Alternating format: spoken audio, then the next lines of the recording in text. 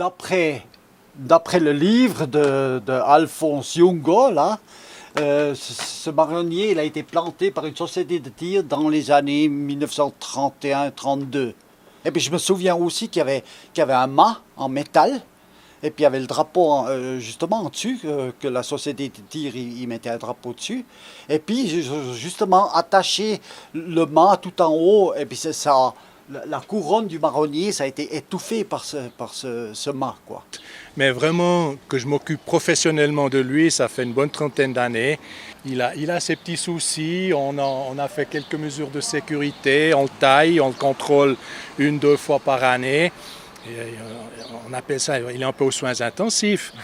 Bon, du côté-là, on voit qu'il y a certaines branches qui sont aubanées et ces aubanages, ils sont juste là pour éviter que les écartements soient trop grands. Alors pour moi, c'est le cœur du quartier. C'est un symbole de la Gemeinschaft, die da wohnt.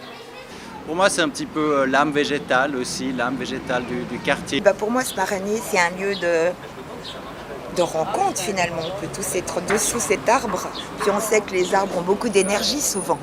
Quand toutes les branches, les feuilles tombent et qu'on panique presque, on dit mais c'est pas possible, ça va pas revenir. Et chaque année, ça revient. On vit avec cet arbre. Pour moi, ça signifie quand même un symbole de la place du Saint-Jean. Je verrais pas cette place sans arbres. Oui, j'ai une anecdote, si je peux me permettre. Moi, je parle de ma petite voisine qui est à côté, qui donne à manger aux oiseaux. Puis il y a des moments magiques où elle leur donne à manger, puis ils viennent lui manger dans la main, ils viennent sur les épaules, ils viennent même se mettre sur sa tête. Ça, c'est beau. Ist verbunden mit all diesen vielen. Ich bin noch nicht so lange da, aber ich habe so viele Leute kennengelernt hier in dieser Innenstadt, in dieser Unterstadt, die so sympathisch sind. Und das ist verbunden mit dem Baum. Wie oft haben sie da gehockt? Oui, mon premier souvenir du marronnier, c'était quand il y avait encore Pellet, comment il s'appelait, Walter Pellet, Pépé, on lui disait, qui plongeait d'une branche à l'autre, qui jouait le Tarzan là-bas-dessus. C'était incroyable, on jouait sur ce marronnier. Donc il est quand même sur la fin de sa vie. Si on arrive à lui donner 30, 40, 50 mètres carrés de terre végétale, de place aménagée en verre, la donne elle est nouveau différente. Ich bin natürlich auch kein Spezialist, aber man sollte den möglichst lange noch pflegen, dass er da sein kann. Le marronnier, c'est une espèce qui est adaptée à vivre en ville comme ça, dans certaines bonnes conditions? Ouais, peut-être en 1930, il avait plus de chance qu'au jour d'aujourd'hui. Si c'était moi j'en planterais 2 autres et puis on verra bien. Vielleicht anstatt der Kastanienbaum eine Linde würde sehr gut passen oder eine Eiche, mythische Eiche. Dann haben die alten Germanen haben unter den Eichhörnern heilig gewesen und das hat etwas Magisches und etwas Heiliges an sich.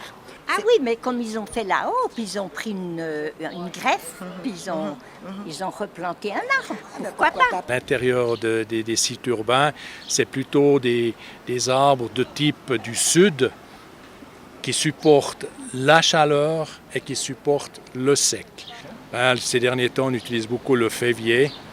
C'est plutôt la question qui se pose, selon l'aménagement qui est prévu, où est l'endroit juste pour l'arbre, sous quelle forme, peut-être plusieurs, peut-être un seul, centré, décentré, enfin, il y a beaucoup de questions qui se posent et je pense que là, ça mérite réflexion. Un arbre, c'est fait pour les générations futures. Il ne faut pas être égoïste puis planter un arbre pour soi. Hein, c'est comme dans La Fontaine, un octogénaire planté. À quoi sert de planter à cet âge? On pourrait prendre les enfants du quartier, puis ce seraient les enfants du quartier qui pourraient planter un nouvel arbre.